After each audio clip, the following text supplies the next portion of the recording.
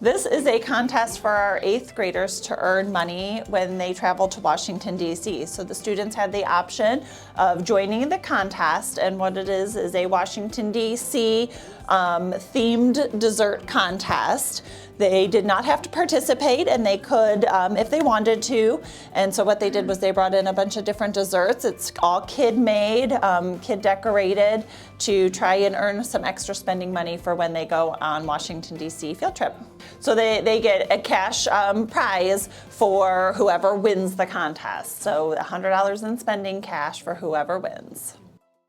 We are now up in the hallways where we have our door decorating contest going on for Black History Month. So classrooms could participate and have the students decorate to celebrate Black history. So all different doors were decorated based on their win period, kid designed with a little adult help if needed, just to celebrate all the wonderful historians we have in Black history, all the wonderful past, and just to celebrate the culture.